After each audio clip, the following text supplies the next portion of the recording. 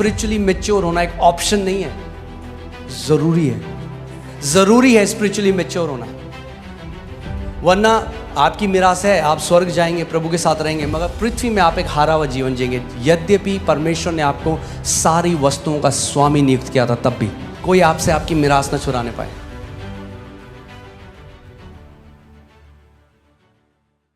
इतना ज़रूरी है जो हम लोगों के मुंह से निकलता है, इस बात को समझना बहुत ज़रूरी है। एक परमेश्वर के दास केनेथी हेगन, वो एक लड़के के लिए प्रार्थना करने गए। वो 37 साल का था, 37 साल का था और कोमा में था।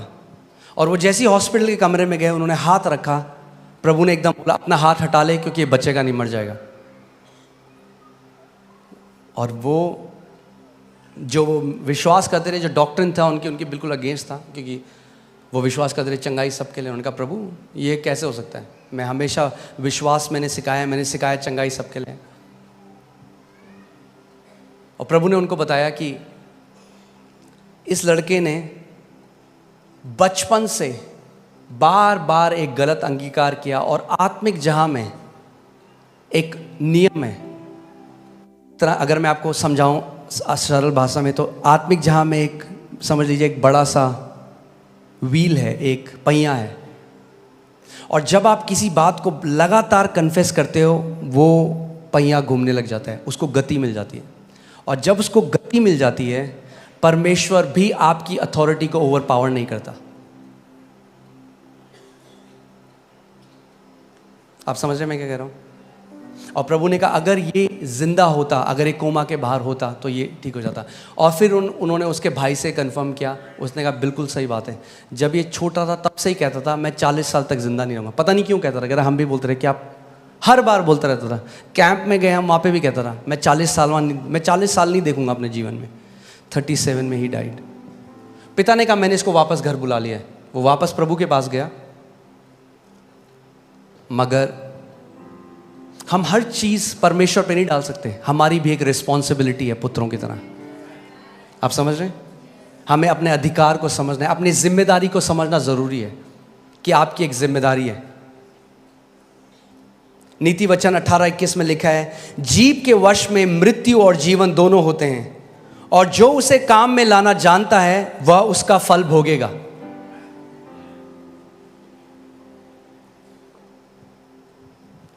जीव के वश में मृत्यु और जीवन दोनों है। आपकी जीव के वश में मृत्यु और जीवन दोनों है। और आप चाहे तो उपवास कर लें, चर्च आ जाएं, मगर अगर आप लगातार मृत्यु बोल रहे हैं तो उस समय आ रहा है जब आप वो फल खाएंगे। अगर आप जीवन बोल रहे हैं तो अब वो फल समय आ रहा है जब आप उसको खाएंगे। एक डिले है स्पिरिचुअल रेल्म में और यहां पे होने में चीजें।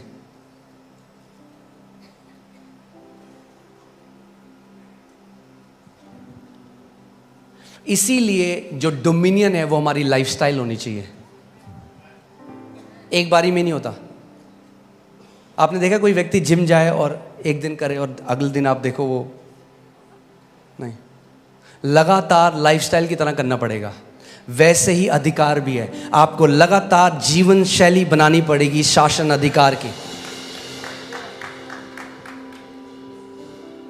क्योंकि कई लोग इतना गलत बोलते आए हैं अपने मुंह से बार बार। आपको पता है दुष्ट आत्माएं वेट कर रही हैं कि आपके मुंह से गलत वर्ड निकले और वो उन वचनों को इस्तेमाल करें आपके विरोध में।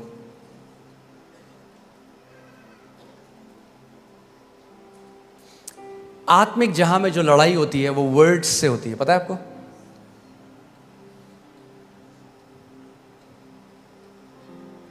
ये जो जादू टोना करने वाले, तांत्रिक मंत्र तंत्र करने वाले क्या करते हैं? क्या बोल रहे हैं? वर्ड्स बोल रहे हैं, कर्स कर रहे हैं, श्राप दे रहे हैं, और उन शब्दों को दुष्ट आत्माएं लेती हैं और जाती हैं काम असाइनमेंट में। वैसे ही जब हम परमेश्वर के वचन को बोलते हैं तो स्वर्गदूत एक्टिवेट हो जाते हैं, उन वचनों को लेते हैं और वो असाइनमेंट में काम पे जाते हैं।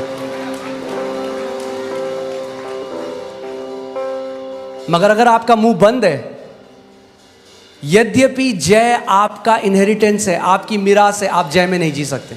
कई लोग सेम स्टोरी बोल रहे हैं 40 साल से, उसने मेरे साथ ऐसा किया, और वो जब बोलते रहते हैं, दुष्ट आत्माएं बहुत खुश होती हैं। वाह, बोलता रहे, तेरे को हम दबा के रखेंगे जिंदगी भर। मगर जिस दिन वो परमेश्वर के वचनों को बोलने लग जाएंगे, जिस दिन वो परमेश्वर के पुत्र के अधिकार को समझने लग जाएंगे, वो ट्रांसफॉर्मेशन अपने जीवन में होने देगी। आमीन। आपको पता है कितने मसीह लोगों की बात कर रहा हूं मैं, जो प्रभु के बेटे और बेटियां हैं, वो टाइम से पहले चले गए, प्रभु ने उनको ले गया, उनका मुंह उनको ले गया। क्योंकि परमेश्वर आपकी फ्री विल को ओवरराइड नहीं करेगा। यही तो मैं कह रहा हूं, परमेश्वर को कंट्रोल करना होता तो सबसे पहले आदम और ईव को कंट्रोल कर देता बगीचे में। परमेश्वर आपको कंट्रोल, आप मुंह से जो भी बोलेंगे परमेश्वर कंट्रोल नहीं करेगा, वो आपको लीड करेगा, कंट्रोल नहीं करेगा कभी भी। इसीलिए जितने परमेश्वर की आत्मा के चले। और बताइए भाई साहब कैसे हैं? अरे क्या बताएं, सैलरी 15 तारीख को खत्म हो जाती है। अरे पूछा मैंने, वो क्यों गा रहे हो अपने लैक का गाना सब जगह कि कमी घटी है?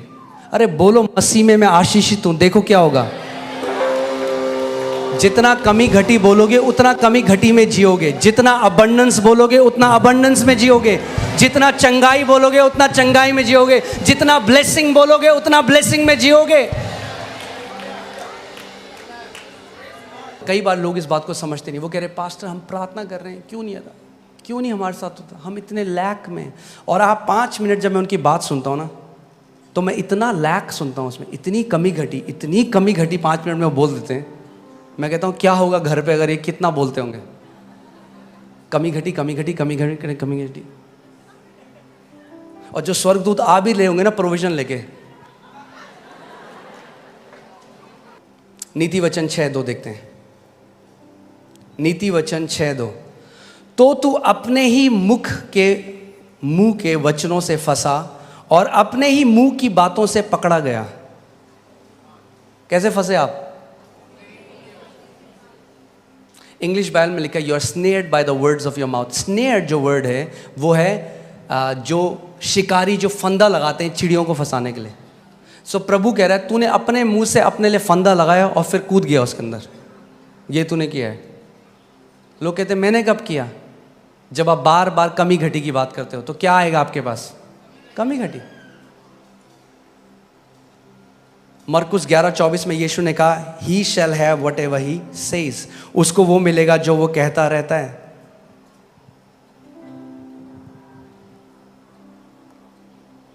कुछ लोग हैं वो लगातार बीमारी की बात करते हैं, लगातार, हाय मेरे यहाँ दर्द, हाय मेरे यहाँ दर्द, हाय मेरे यहाँ दर्द। और ठीक है दर्द है, उसके लिए मना नहीं कर रहे, मगर चंगाई की आयतें बोलने लग जाओ जो बाइबल में दर्द चला जाएगा। पुत्र की तरह हमें बोलना सीखना पड़ेगा, पुत्र की तरह बोलना सीखना पड़ेगा। आमीन। मैं ये नहीं कह रहा कि हम झूठ बोलें। अगर आप लैक में कोई बोले कहना अच्छी करोड़ों पड़े हैं अकाउंट में, मैं ये नहीं कह रहा वो करो, पर मैं कह रहा हूं बार बार मत बोलो एक गाने को, आदत बन जाएगी आपकी बोलना सबको। कई लोग सबको बताते हैं मेरी सैलरी 20 तारीख को खत्म हो जाती है, और होता पता क्या है, फिर लोग आपकी इज्जत करना बंद कर देते हैं। तो कहेंगे फिर बार बार आगे वही बोलता है, क्यों बता रहे हो? पूछ रहे हो आपसे। अपने कमरे में जाओ, वचन खोलो, खुदा को बताओ उसका वचन क्या कहता है। उसका वचन कहता है मुझे रिमाइंड करा, मुझे स्मरण दिला कि मैंने क्या कहा है। आमीन। मैं आपको बता रहा हूं, जो आप कंटिन्यूअली कन्फेस करते हो वो आप खाने लग जाओगे। जो आप लगातार जिसकी घोषणा करते हो वो फल आप खाने लग जाओगे यीशु के नाम में।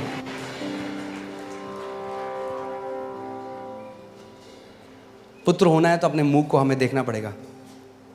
नीति वचन 18:21, जीव के वश में मृत्यु और जीवन दोनों होते हैं, और जो उसे काम में लाना जानता है वह उसका फल भोगेगा। जो उसको काम में लाना जानता है। अब हम बोलेंगे जीव को किसको काम में लाना नहीं आता? बहुतों को। जिसके लिए दी थी उसका उल्टा कर रहे हैं हम लोग। जीवन के लिए दी थी, कई लोग मृत्यु बोल रहे हैं इसे।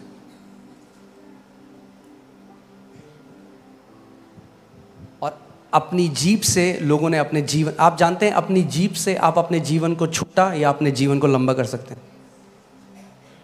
अपनी जीभ से आप गरीबी में जी सकते हैं पूरे जीवन, या आप समृद्धि में जी सकते हैं। अपनी जीभ से आप बीमारी में जी सकते हैं या अपनी जीभ से आप चंगाई में जी सकते हैं।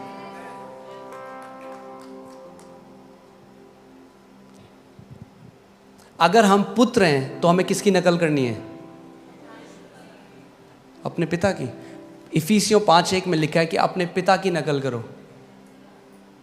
हमारा पिता क्या करता है? उत्पत्ति 1 में जब हम देखते हैं, जब अंधकार था तो पिता ने क्या कहा? उसने कहा वो इधर आओ जरा, कितना अंधकार है, बड़ा अंधकार है भाई।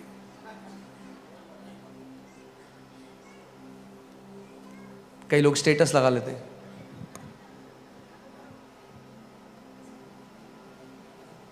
अब सारे रिश्तेदारों को बता दे आप कैसे, और सबको बता क्या करें, आप व्हाट्सएप स्टेटस लगा देते हैं।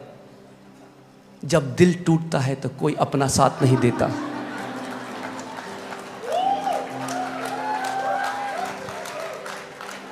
तभी तो नहीं देता साथ, झेल हो गई है लोगों की सुन सुन के आपको।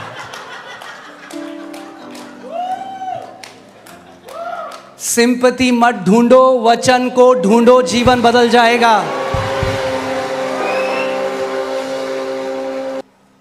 प्रभु यीशु मसीह ने अपने एक दास से कहा यूएस में कि मेरे कितने सारे मेरे बेटे और बेटियां हैं जो बीमारी में मर गए क्योंकि उन्होंने बीमारी के बारे में बात करी मगर बीमारी से बात नहीं करी।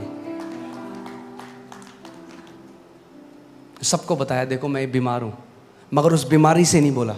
प्रभु यीशु मसीह ने कहा जो कोई इस पहाड़ से कहेगा, जो कोई इस कैंसर से कहेगा, जो कोई इन कर्जों से कहेगा। एक प्रभु के दास थे, वो उनके ऊपर इतना कर्जा था और जब उन्होंने वो करा तो लोगों ने कहा ये पागल हो गया बंदा, ये क्या कर रहा है। उन्होंने सारे कर्जों का ना वो निकाला प्रिंट आउट और उसको टेबल के ऊपर रखा और उससे बात करने लगे कर्जों से। लोग बोलेंगे कैसा पागल आदमी है। तो यीशु मसीह पेड़ से बात कर रहे थे। कोई आपने देखा कोई आदमी पेड़ से अगर बात करे तो लोग क्या बोलेंगे उसको? वो हवाओं से बात कर रहे हैं। लोग बोलेंगे भाई कान है उनके? हाँ, पूरे क्रिएशन के कान है।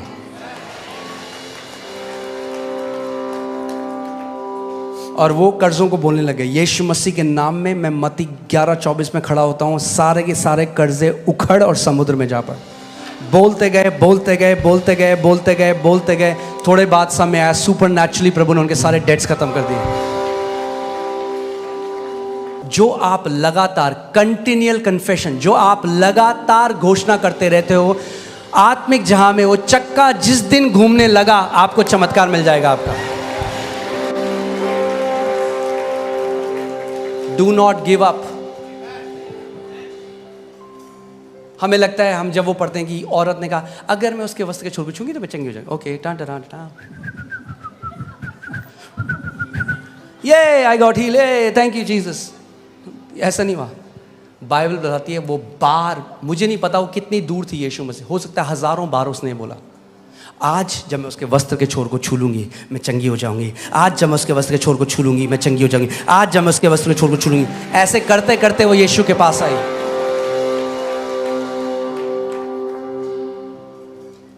कई लोग हैं जब हम उनको बताते हैं कहते हैं हाँ पास्टर बोला हमने 2 दिन कुछ हुआ नहीं। मैंने होगा भी नहीं तुम्हारे साथ।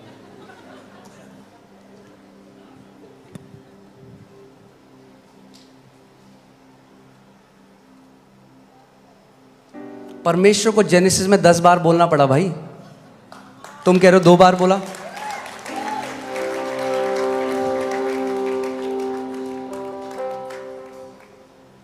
आपको क्यों लगता है क्या हो रहा है? अभी आप देख रहे हैं क्या हो रहा है हॉलीवुड में, यह जगह क्या है, क्यों इतने गंदे गाने बन रहे हैं? क्योंकि बच्चे उन्हें बार बार गाएंगे, क्या होगा? दिल ओपन डिमोनिक स्पिरिट्स होते हैं। हमें लगता है गाना गा रहा है बच्चा, केवल गाना नहीं गा रहा, वो कंटिन्यूअली कन्फेस कर रहा है कुछ। मंत्र क्या है? बार बार एक चीज़ को कन्फेस करना। हम लोगों को क्योंकि आत्मिक समझ नहीं, हम नहीं समझते ये चीज़ें। बार बार अंगीकार विश्वास के साथ जब आप करते रहेंगे वो स्टैब्लिश हो जाएगा।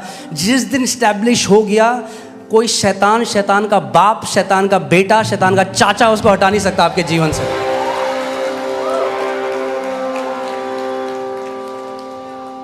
टेक अ स्क्रिप्चर, उसको इतना मनन करो, इतना कन्फेस करो कि वो आपकी लाइफ में स्टैब्लिश हो जाए। जिस दिन स्टैब्लिश हो गया वो आपका और आपकी जनरेशंस का है।